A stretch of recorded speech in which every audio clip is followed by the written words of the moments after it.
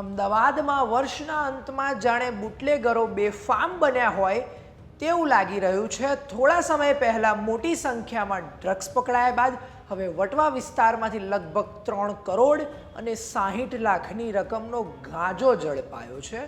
માહિતી અનુસાર આ ગાંજો બેંકોકથી મંગાવવામાં આવ્યો હતો અને મોરબી લઈ જવાનો હતો, પણ આ બુટલેગરના ઈરાદાને વટવા પોલીસે ચકનાચૂર કરી દીધા છે। આખી ઘટના શું છે, કેવી રીતે ગાંજો પકડાયો, જેવી વગેરે બાબતો પર વાત કરવી છે આ વિડીયો।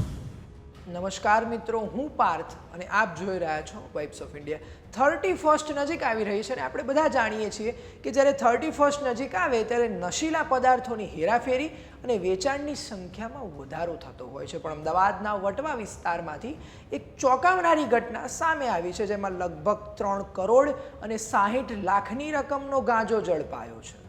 આખો બનાવ એમ હતો કે વટવા પોલીસ જ્યારે રાત્રે વાહન ચેકિંગ કરી રહી હતી તેવામાં એક કારને રોકી ચેકિંગ કરતા તેમાં બેઠેલા વ્યક્તિ પાસે રહેલા બેગમાં નશીલા પદાર્થ હોવાની શંકા જતા તેને વટવા પોલીસ સ્ટેશન લઈ ગઈ।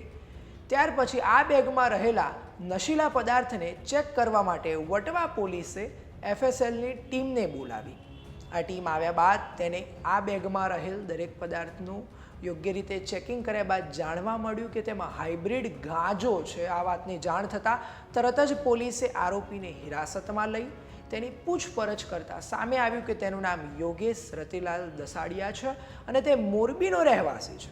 આ યુવક વારંવાર અય્યાશી કરવા માટે બેંકોક જતો હતો અને ત્યાં આ પ્રકારના નશીલા પદાર્થ આસાનીથી મળી રહે છે, જેને લીધે યોગેશના મનમાં લાલચ જાગતા તેને બેંકોકથી ગાંજો લઈ મોરબી સપ્લાય કરવાનું વિચાર્યું, પણ તે આ વિચારને સફળ કરી શક્યો નહીં અને પોલીસે તેને પકડી લીધો। આ સિવાય સૂત્રો દ્વારા જાણવા મળ્યું છે કે યોગેશ બેંકોકના પટાયા વિસ્તારમાં આવેલી બેલા એક્સપ્રેસ હોટલમાંથી ગાંજો ભરેલ બેગ લઈ મોરબી જવા રવાના થયો હતો અને યોગેશ સાથે મહારાષ્ટ્રની નિધિ અને સાયલી નામની યુવતીઓ પણ જોડાયેલી હતી। હજી આ મામલે તપાસ ચાલી રહી છે અને બીજા રહસ્યો ખુલશે તેવી શક્યતા છે। તમને શું લાગે છે, 31st પહેલાં શું હજી કોઈ આવો બનાવ જોવા મળશે? તમારું જે કંઈ પણ મંતવ્ય હોય અમને કોમેન્ટ કરી જરૂરથી જણાવશો અને આવી અવનવી અપડેટ્સ માટે જોતા રહો વાઇબ્સ ઓફ ઇન્ડિયા।